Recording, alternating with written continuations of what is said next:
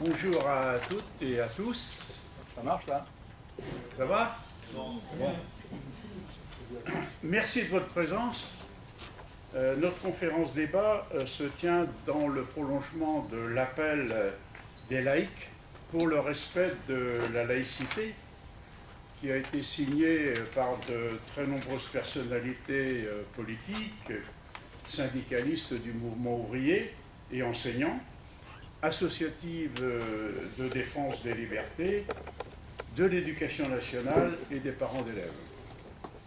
Elle fait suite également à notre conférence du 14 octobre 2015, la laïcité sur le thème laïcité et liberté publique. Donc cette conférence est à l'initiative de nos amis de la Libre Pensée, de la section locale de la Ligue des droits de l'homme, de l'Union locale Force ouvrière, de Saint-Nazaire, de la Fédération des conseils de parents d'élèves, des délégués départementaux de l'éducation nationale et de l'Union locale CGT, dont chacun des représentants va donc intervenir avant d'ouvrir le débat. Donc voilà. Donc tout de suite, je passe la parole à Jean-Paul Charot, qui est président départemental de la Libre Pensée. Oui, alors bon, 5 minutes, 3 minutes, 4 minutes, pour une association, c'est la Libre Pensée qui existe depuis 170 ans maintenant, je crois, 160 ans, ça fait, c'est vite fait, mais quand même, en tous les cas, merci d'être là et de voir bon nombre d'associations laïques se réunir et réfléchir sur la laïcité, qui est non seulement une laïcité de la loi de 1905, mais la laïcité aujourd'hui. Bon, la Libre Pensée s'est battue, parce qu'elle est d'abord et avant tout anti-cléricale, c'est-à-dire contre le cléricalisme, qui n'est pas autre chose que la mainmise des églises sur le pouvoir politique. En cela, nous ne sommes certainement pas anti-religieux, mais en tous les cas, nous voulons voir, comme disait Victor Hugo, les églises, ou en tous les cas, les religieux dans les églises et l'État, les hommes politiques à l'État. Donc nous sommes effectivement, et donc laïcs, nous avons combattu de manière ardente avec d'autres sociétés de pensée, à la fin du XIXe siècle et au début du XXe, pour cette loi 1905 qui structure d'une manière incroyable notre système politique et qui doit rester effectivement l'épine dorsale de cette structure politique. Donc ça c'est la première chose, mais la Libre Pensée c'est aussi un combat contre l'emprise des militaires, l'emprise de l'armée et de la hiérarchie militaire sur le fait de pouvoir casser les individus et les hommes qui vivent dans les sociétés. Et c'est pour ça que nous nous battons depuis 35 ans, 40 ans maintenant, pour la reconnaissance, pour que soit les 630 fusillés, pour l'exemple de 1914-18, pour que soient reconnus et pour que soient réhabilités ces fusillés, pour l'exemple, qui, je vous rappelle, ont été fusillés par l'armée française sous prétexte qu'ils n'avaient pas obéi aux ordres de massacre. Et dans ces terrains boueux qui étaient les tranchées de 1914-18. Et donc nous fêtons là ça fait le centenaire, c'est la dernière année du centenaire, et nous avions projeté, et nous allons le faire, d'ériger un monument, effectivement, pour la reconnaissance de ces fusillés, pour l'exemple, et c'est fait. C'est un monument qui va être placé à Chauny, je crois, maintenant c'est décidé, et c'est un monument qui va être érigé définitivement, qui va être inauguré l'année prochaine, en 2019, si j'ai bien le calendrier en tête. Ce monument coûte cher, et évidemment, nous appelons à la souscription de tous pour que ce monument puisse exister. Je vous rappelle aussi que ce monument existe parce que nous nous sommes battus pour que des municipalités, pour que des départements, pour que des régions puissent reconnaître ces fusillés, pour l'exemple, et puissent demander que soient réhabilités ces fusillés pour l'exemple. Puis la dernière chose, c'est que la Libre Pensée s'intéresse aussi, mais c'est normal, elle s'intéresse à tout ce qui est politique, mais au sens noble du terme, si j'ose dire, et que c'est les forces économiques qui sont là, qui sont présentes, qui ne sont pas toutes progressistes, loin de là même, eh bien, nous amènent à nous poser des questions. Par exemple, nous posons des questions sur le système qui est en train de... système qui est, on sait, qui est un système capitaliste, hein, mais aujourd'hui avec ses déterminations de plus en plus mondialistes, etc., qui se met en place, et qui se met en place en même temps tout un système politique particulier qu'on peut appeler le corporatisme, c'est-à-dire l'intégration de ce qu'on peut appeler le capital et le travail. Et c'est la raison pour laquelle nous réfléchissons beaucoup à cette notion de politique et le corporatisme qui tente à se mettre en place un peu partout, y compris en France. Il n'y a qu'à voir ce que c'est réellement la loi Khomri il y a 1 an et demi et la loi de travail de octobre dernier. Et puis voilà, donc c'est pour ça que je voulais finir là-dessus, c'est que à cette occasion, le groupe de la Libre Pensée de Saint-Herblain organise le 12 février une réunion, je viens faire la tâche aussi, une réunion sur ce corporatisme, sur le système politique et le corporatisme. Enfin, je vais finir rapidement, très rapidement, pour dire que la Libre Pensée, c'est avant tout une société, j'allais dire, d'éducation populaire. Ça me semble important, c'est que nos groupes de réflexion, eh bien, c'est de la réflexion, bien entendu. On apprend beaucoup de choses dans ces groupes qui se réunissent à Saint-Nazaire, qui se réunissent à Nantes et qui se réunissent à Saint-Herblain pour la Loire-Atlantique. Et puis mais on ne fait pas que réfléchir, que discuter. On milite aussi parce que c'est un groupe, nous sommes des groupes, les libres penseurs, nous sommes des groupes militants aussi. Voilà.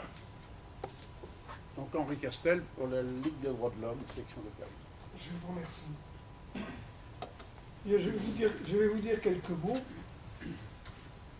qui certainement recouperont les propos de M. Jean-Paul Charot. Madame, Monsieur, bonsoir.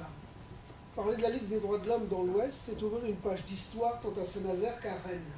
Dans une préface d'un livre qui s'appelle L'honneur d'une ville, que je vous invite à regarder, il doit certainement exister à la bibliothèque, un livre consacré à la section de Rennes contemporaine de celle de Saint-Nazaire, Madeleine Rebériou, dont notre ville a salué la mémoire en lui donnant le nom d'une école, dit qu'au tournant du siècle, Rennes a su secouer sa pesante et conservatrice somnolence.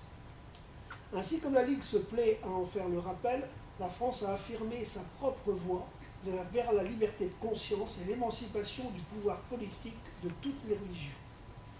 Tel fut le but de l'adoption de la loi de séparation des églises et de l'État. Issue d'un vaste mouvement des idées et des mœurs, cette loi est devenue une référence commune. L'exclusion de la sphère politique des églises est une formidable volonté d'affirmer l'égalité des droits. Espoir d'une société plus juste, notamment au travers l'école, la majorité des Français y a adhéré. Cette revendication de l'égalité sociale réelle et le refus de toute discrimination, c'est ce qui anime encore et toujours les laïcs. Ces ambitions, et la chaude actualité le démontre à souhait, sont toujours d'actualité. Exiger l'application de la loi reste un défi quotidien, plus que jamais nécessaire, que ce soit au niveau de l'État, des régions, comme des territoires d'outre-mer. Expliquer et promouvoir la laïcité et combattre le racisme s'inscrivent dans la lutte universelle des droits de l'homme. Exercer une vigilance constante face à la tentation de réduire la laïcité à la seule coexistence des religions, alors qu'elle permet la création d'un espace public et privé qui dépasse les appartenances individuelles ou collectives de toute nature, tout ceci est en droit de ligne les plus grands penseurs, au nombre desquels le philosophe Henri Peña-Ruiz, pour qui la laïcité, c'est une organisation de la puissance publique destinée à promouvoir à la fois la liberté de conscience, l'égalité des droits et l'intérêt général, soit la liberté publique. La tolérance est la règle, dit-il, la barrière est l'ordre public. Et d'ajouter, la notion d'ordre public est particulièrement difficile à définir eu égard à la largeur de son champ.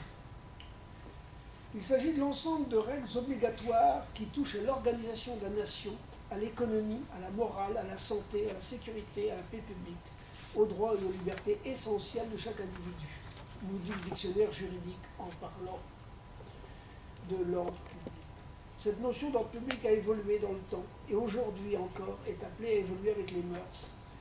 Modernité oblige, mais ne peut pas être séparée de la notion de laïcité qui lui apporte tout son équilibre. Mais il est plus simple de définir la laïcité par ses effets. Il est difficile de vivre ensemble. Comment y parvenir en paix avec toutes nos différences, notamment spirituelles?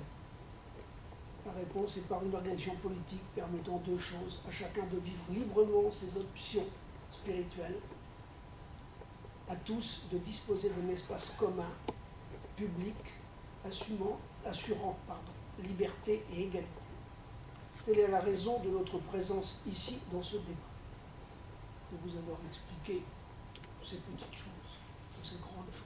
Je vous remercie. Merci Henri. Didier Zo pour l'Union locale Force ouvrière. Bonjour à toutes et à tous.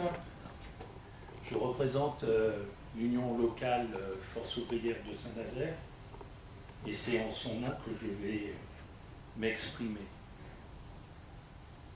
Laïcité, pour nous, c'est constitutif de notre ADN. Nous sommes viscéralement attachés à la laïcité, non pas à la laïcité ouverte, ni à la laïcité plurielle qu'on essaie de nous vendre à tout instant, mais la laïcité des lois de 1905, bien entendu. Tout au long de l'histoire de notre organisation, la laïcité fait partie de notre ADN, tout comme fait partie de notre ADN la Charte d'Amiens de 1906 qui réaffirme l'indépendance du syndicat à tous les groupes de pression, qu'ils soient politiques, religieux ou philosophiques. Et bien entendu, notre organisation a combattu toutes les lois anti-laïques qui sont apparues depuis la publication de 1905, des lois de 1905.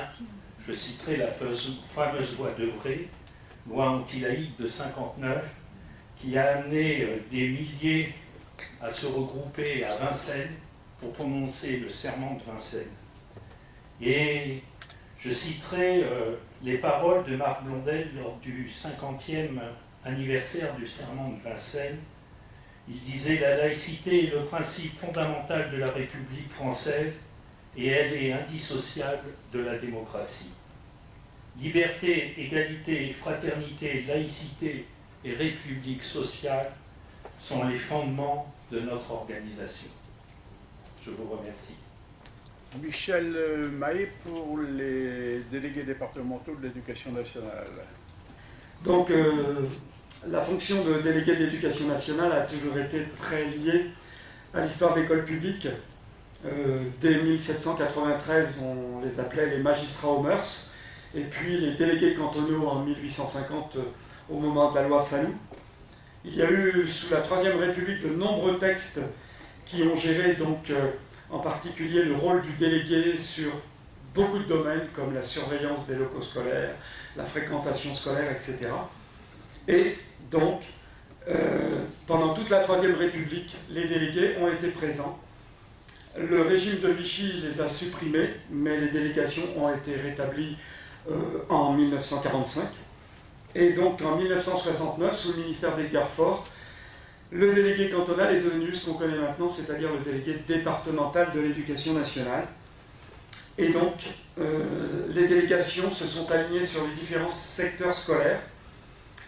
La création des conseils d'école en 1990 a vu les délégués de l'éducation nationale s'y intégrer comme membres de droit. Donc, le statut qui était révisé en 1994 régit encore nos fonctions. Et les délégués ont senti très vite le besoin de se regrouper dans une fédération nationale pour agir plus efficacement. Dès 1906, il y a eu donc l'Union nationale des délégués cantonaux, et puis depuis 1969, la Fédération nationale des délégués cantonaux, des délégués de l'éducation nationale. Il y a un conseil fédéral, un bureau fédéral, un congrès annuel. Le 100e congrès s'est tenu en 2014 à Paris. On compte en France actuellement environ 15 000 DDEN. Alors comment sont-ils nommés? Eh bien c'est l'inspecteur d'académie qui les nomme, après l'avis du conseil départemental de l'éducation nationale, par période de 4 ans renouvelable. On doit avoir 25 ans, jouir de ses droits civiques, avoir fait la preuve aussi surtout d'un attachement incontesté à la cause de l'enseignement public, et bien sûr les fonctions sont bénévoles. On se regroupe en délégations, en secteurs, et on se répartit donc des écoles à visiter, avec la rédaction et la transmission de rapports de visite d'écoles aux délégations compétentes. Nous sommes en Loire-Atlantique actuellement environ 260, donc là, par rapport à 2016 où on était plus de 300. Les effectifs sont en baisse. Sur Saint-Nazaire, secteur très actif, nous sommes actuellement 14 DDEN et on se répartit les 20 écoles de Saint-Nazaire. Donc il y a un petit manque si on fait le calcul. Aussi j'invite, s'il y a des candidats parmi vous, les personnes à nous rejoindre, pourquoi pas. Les relations avec la municipalité de Saint-Nazaire sont excellentes, donc on a, c'est vrai, pas de problème, une très bonne écoute. On organise également les concerts des JMF, des Jeunesses musicales de France. Alors, quelles sont nos missions, pour terminer? Eh bien, il y a 5 aspects essentiels, à savoir la visite des bâtiments scolaires, la liaison et la coordination entre les écoles et la municipalité, la participation donc au conseil d'école, l'incitation et l'animation dans différents domaines, en particulier les activités périscolaires, le temps périéducatif, les transports, etc. Et puis une réflexion sur l'école également. Et bien sûr, nous réaffirmons en tant que DDEN notre attachement au principe de laïcité et donc notre demande également de voir respecter le préambule de la Constitution de la République. On considère que la défense de la laïcité est un des points majeurs de notre mission. On réaffirme également que l'école publique, et avec force que l'école publique est la seule école de la République, c'est le creuset de la cohésion sociale, et on apprend les valeurs de la liberté, de l'égalité et la fraternité, dont on a déjà parlé tout à l'heure. On apprend à se respecter, à penser librement et à vivre ensemble. On a donc bien sûr aussi des revendications, en particulier l'abrogation des lois anti-laïques. Une autre revendication importante, c'est une école publique dans chaque commune. Il faut savoir qu'en Loire-Atlantique, il y a encore une quinzaine de communes qui n'ont pas d'école publique. Les dernières en date qui ont été réouvertes sont les écoles de Saint-Hilaire-de-Clisson, je crois, et de Tréfieux, la dernière ayant été ouverte cette année d'ailleurs. Donc le combat continue dans ce domaine. Et donc pour nous, l'école publique doit remplir au mieux sa mission et bénéficier dans le cadre de la refondation de l'école des conditions et des moyens nécessaires pour que tous les enfants aient droit à la réussite. Voilà, je vous remercie. Merci Michel. Pour la Fédération des conseils de parents d'élèves, il y a un intervenant? Personne. Bon, alors, l'Union locale CGT, Joël Lemarié. Bonsoir à tous, je suis Joël Lemarié, secrétaire droit, liberté, action juridique de l'ULCGT de Saint-Nazaire. Le premier article du statut de la CGT est écrit ainsi. La Confédération Générale du Travail est ouverte à tous les salariés, femmes et hommes, actifs, privés d'emploi et retraités, quel que soit leur statut social et professionnel, leur nationalité, leurs opinions politiques, philosophiques et religieuses. L'article 6 dit que la CGT se fonde sur l'indépendance de l'organisation à l'égard du patronat, des pouvoirs publics, des gouvernements, organisations politiques, philosophiques, religieuses et autres. Le combat de défense de la laïcité a toujours été porté par le syndicalisme qui se réclame de la charte d'Amiens. La loi de séparation des églises et de l'État de 1905 est l'une des grandes conquêtes du mouvement ouvrier dans la continuité de l'œuvre émancipatrice issue de la Grande Révolution française. Et ce n'est pas un hasard si, un an plus tard, presque simultanément, en 1906 donc, Le prolétariat intègre le principe de la loi de 1905 dans son organisation, la CGT, avec la fameuse charte d'Amiens. La République est démocratique, indivisible, laïque, sociale et décentralisée. Elle assure l'égalité devant la loi de tous les citoyens sans distinction d'origine, de race ou de religion. Elle respecte toutes les religions. La loi de 1905 sur la séparation de l'Église et de l'État affirme à la fois la neutralité de l'État et son indépendance par rapport aux religions. La République ne reconnaît ni ne salarie aucun culte. La liberté de conscience et la liberté des cultes qu'elle garantit. La laïcité n'exclut pas, elle est par nature inclusive. Mais il ne peut y avoir de loi divine ou morale d'origine religieuse supérieure aux lois civiques de la République. La République est présente sur les territoires par ses services publics. Les pouvoirs publics, les services publics, les intervenants sociaux doivent être en mesure de l'illustrer. La laïcité est un principe essentiel de la République. Les valeurs républicaines sont inculquées dans l'enseignement par l'instruction civique et l'éducation civique, alors qu'il existe de fortes inégalités de chance en matière d'éducation.